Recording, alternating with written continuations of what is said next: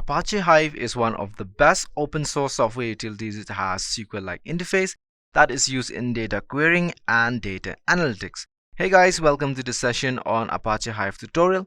But before we go ahead, if you like our video, please subscribe to the Edureka YouTube channel and hit the bell icon to never miss out on any updates. Also, if you guys are interested in our certification training, do check out the link given in the description below. Without any further delay, let's get on with today's agenda. Firstly, we'll understand why do we need Hive, then what is Apache Hive and what are its features. We'll also look upon its architecture and working of Apache Hive. Then we will see some of the components of Apache Hive and how to install your Hive in your system. In this demo, I'll show you guys how to install it in your window. Then we will see some of its data types and operators. And lastly, we shall see Apache Hive limitations. So why exactly do we need Hive?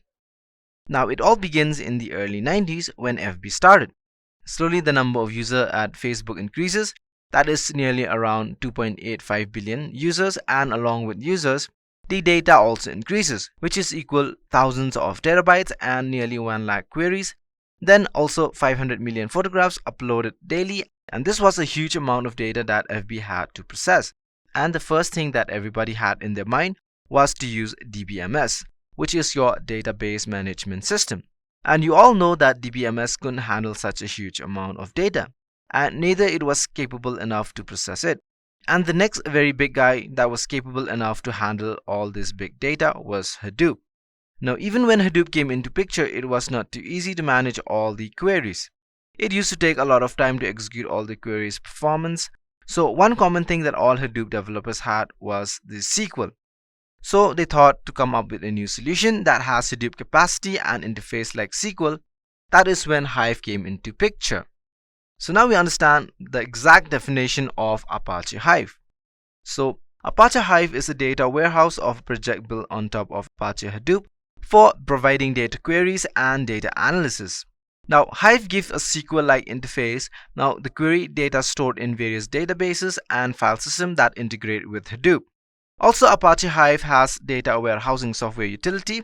It can be used for data analytics. It has built for SQL users, manages querying of structured data, and it simplifies and abstracts the load that is on Hadoop. And lastly, there is no need to learn Java and Hadoop API to handle data using Hive. So followed by this, we shall understand Apache Hive applications. Apache Hive is used in many major applications. Now, few of the major applications are as follow.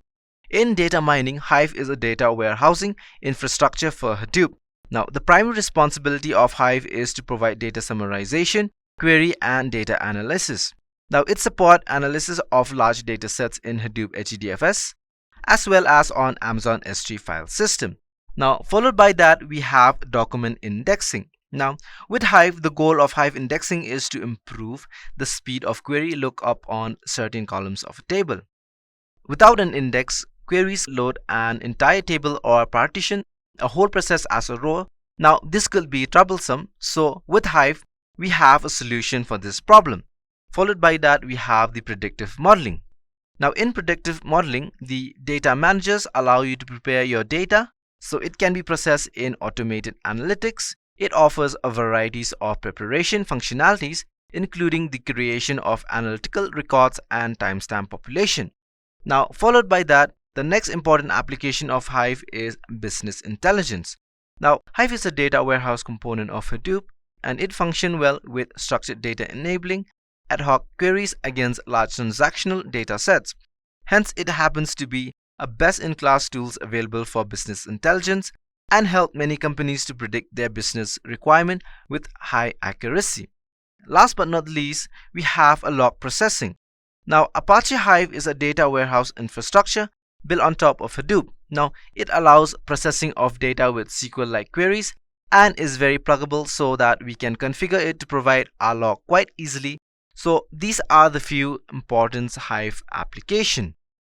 Now, let's move on ahead and understand Apache Hive features. Now, the first and the foremost important features of Apache Hive is SQL type queries.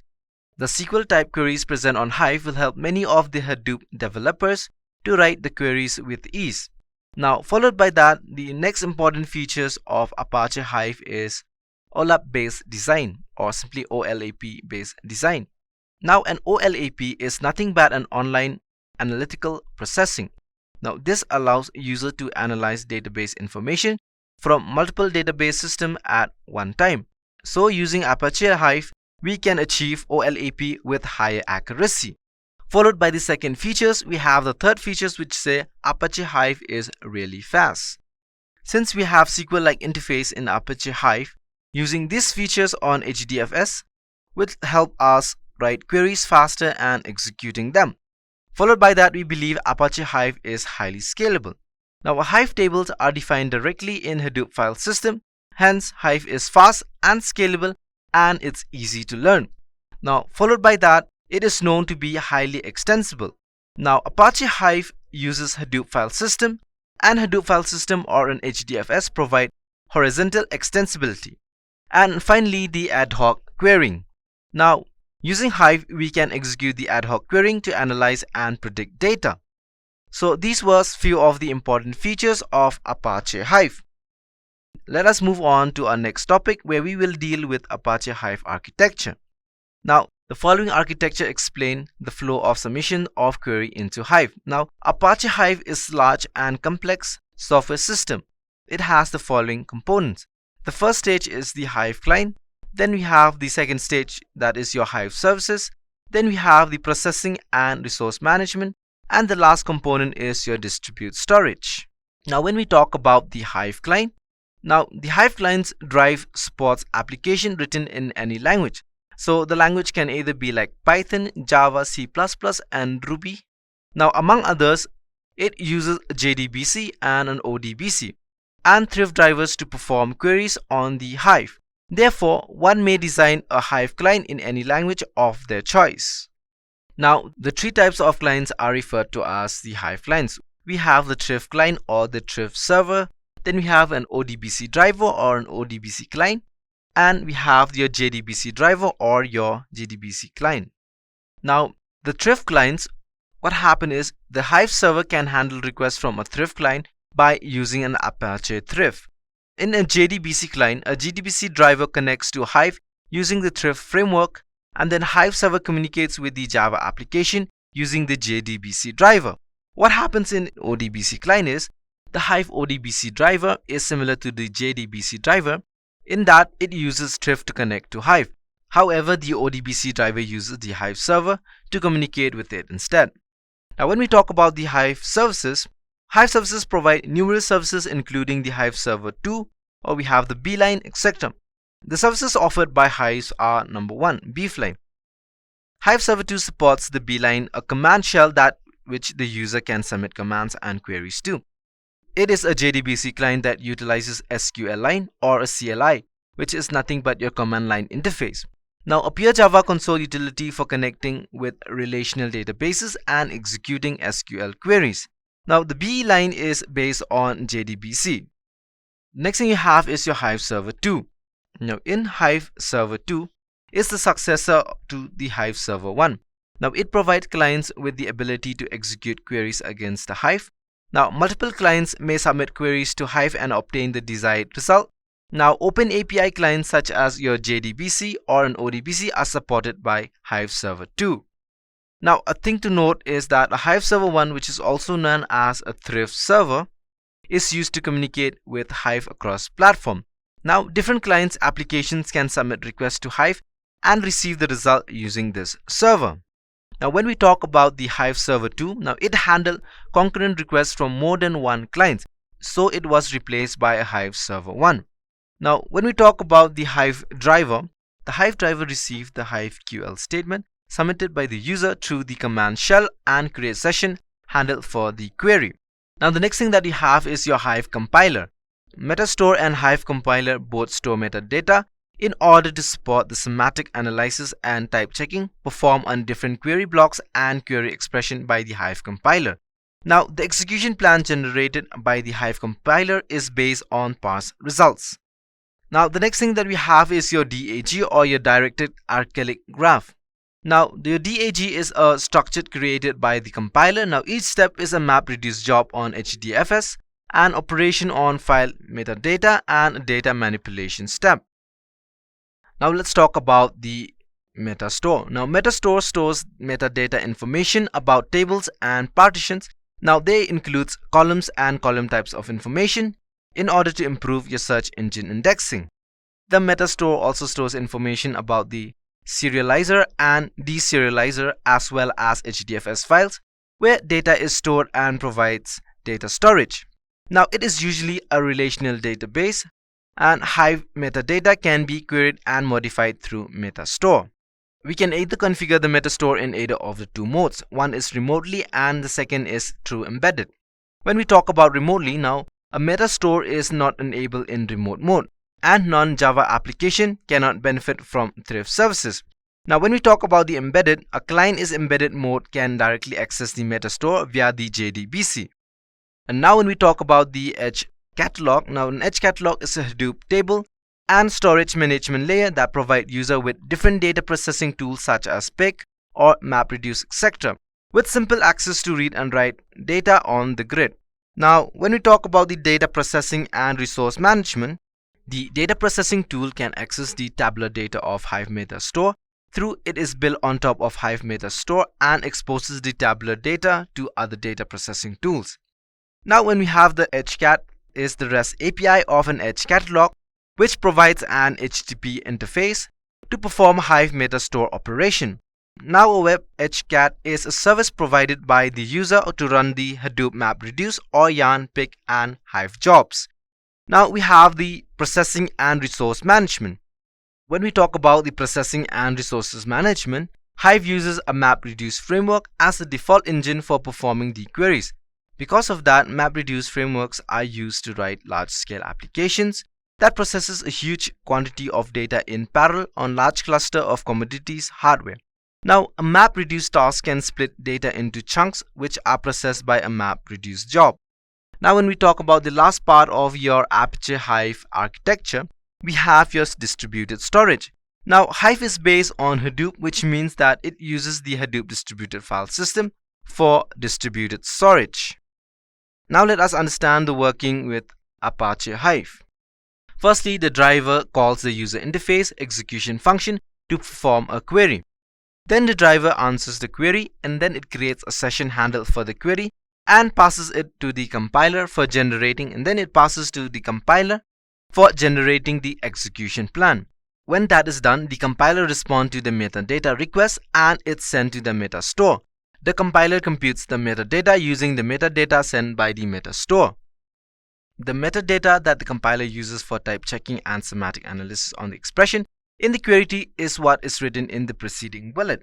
Now, the compiler generates the execution plan for MapReduce jobs, which includes map operator trees, now operators used by mappers and reducers, as well as the reduce operator trees, that is operator used by reducers. The compiler then transmits the generated execution plan to the driver. Now, after the compiler provides the execution plan to the driver passes the implemented plan to the execution engine for execution. The execution engine then passes the stages of DAG to suitable components. The deserializer for each table or intermediate output uses the associated tables or intermediate output deserializer to read the rows from the HDFS files. Now these are then passed through the operator tree. Now what happens is the HDFS temporary file is then serialized using the serializer before being written to the HDFS file system. These HDFS files are then used to provide data to the subsequent MapReduce stages of the plan. After the final temporary file is moved to the table's location, the final temporary file is moved to the table's final location. The driver stores the content of the temporary files in the HDFS as part of a fetch call from the driver to the Hive interface. Now the Hive interface sends the result to the driver. Now the driver stores the content of a temporary file in the HDFS as part of a fetch call from the driver to the Hive interface. The Hive interface sends the final result to the driver. So that was all about the working of the Apache Hive. Then moving next, we have Apache Hive components. So what are the different components which are present in Hive? They are number one, that is your shell. Shell is a place where we write our queries and execute them. Now followed by that we have the metastore.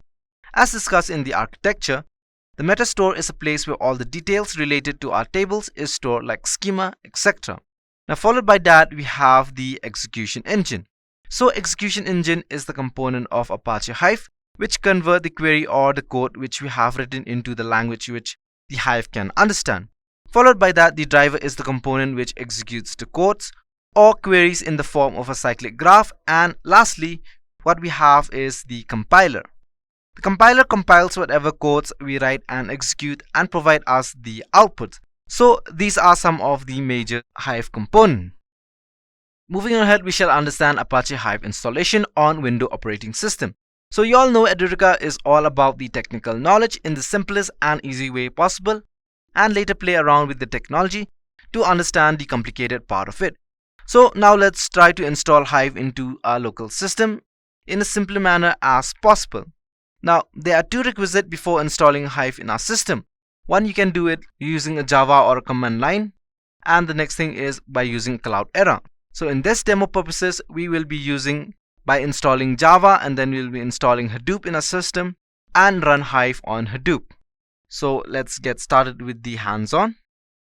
First of all, we need a Java version 8 or a version 9, in that matter that is your JDK 8 or a JDK 9.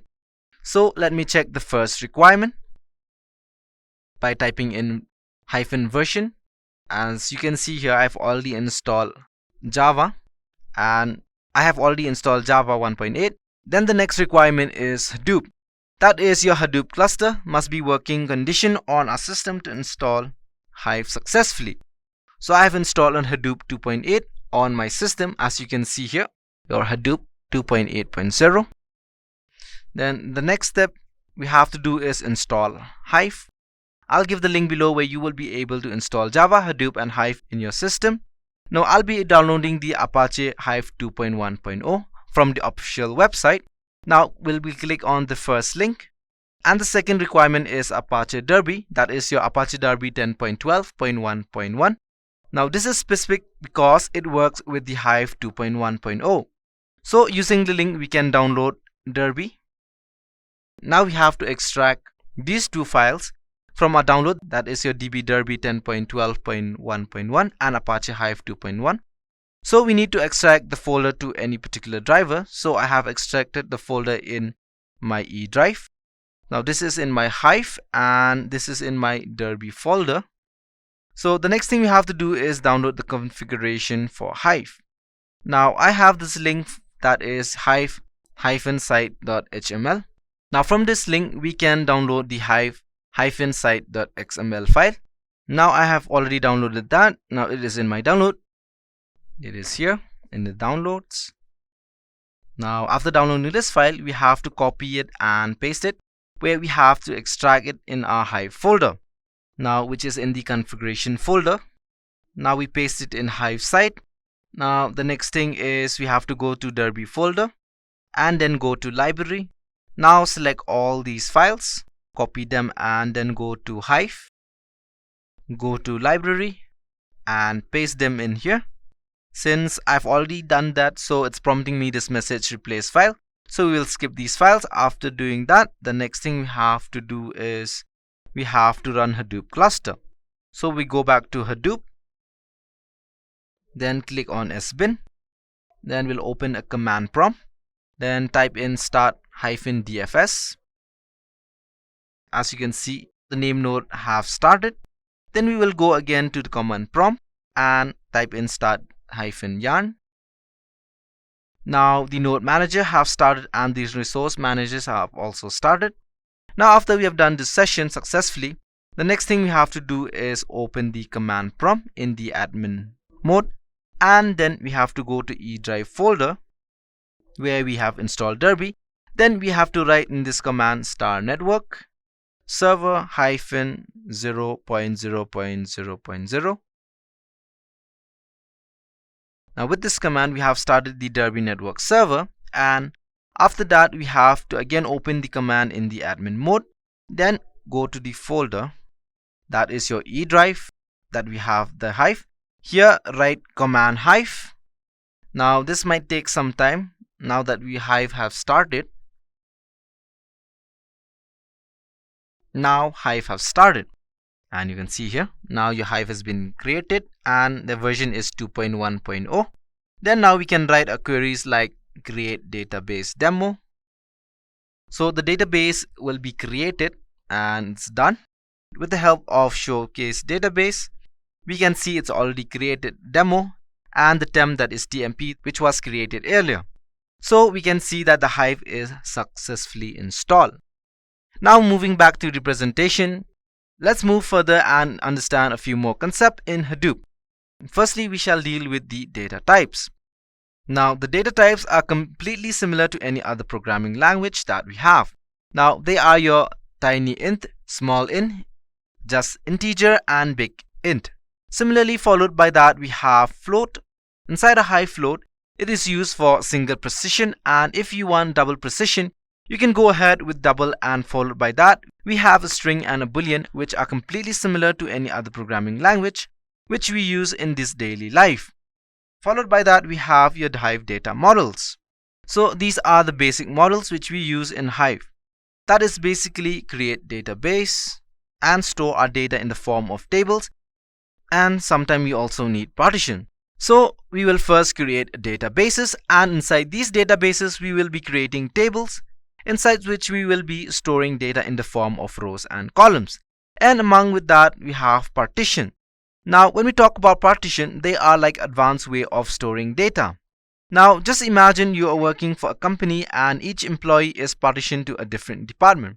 So each team are working and handling different set of tasks. So in the same manner, partition in Hive are working in a similar manner, where each data are stored in different section, so that when we are querying for a particular data, it is much easier to query the data since it have been partitioned separately, and tracking that data and getting that data is far more efficient. Now followed by that we have the buckets. Now when we talk about buckets, they are quite similar to partition. Now even buckets work in the similar way. Now let us understand each one of these in a better way through a practical demo. Now after your data model, we shall also understand about the Hive operators. So what are operators? Now operators are any other operators that we use in the normal programming languages, such as your automatic operators and logical operators, which we will also go through some example based on automatic and logical operator in Hive demo. We will also use some automated operation as well as logical operation on the data which we have stored in the form of tables in Hive, which we will go through a brief look on that as well. Now we shall also be discussing some of the limitation of Hive. So Apache Hive is not capable of handling real-time data. Hive is capable of batch processing. Now if you have to work with a real-time data, then you have to work with real-time tools such as Spark and Kafka. So it's like Hive will actually take in the data. For an example, imagine you are working on a social media platform and you have around thousands or lakhs of comments on a particular post. So if you had to process those huge amount of comments, you will first have to load all those comments into Hive. So while you're loading the data from your social media platform to Hive, you may also get a few more comments that you'll be missed out. So it's not preferable for a real time.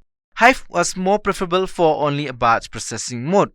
So followed by that, it is not designed for online transaction processing. So online transaction is something which only works in real time. So Hive cannot support real time processing. So last but not the least, Hive queries contain high latency. Yeah, Hive queries take a longer time to process a CSV file. So these are the few important noticeable limitations of Hive. So with this, we have come to an end of this video. So that was all about Hive tutorial. Thank you guys for attending this session. I hope this will give you a better understanding of why, what and where Hive is used. If you like this video, please press the like icon and subscribe to our channel for more such content. See you in our next video. Until then, happy learning. I hope you have enjoyed listening to this video. Please be kind enough to like it, and you can comment any of your doubts and queries, and we will reply them at the earliest. Do look out for more videos in our playlist and subscribe to Edureka channel to learn more. Happy learning!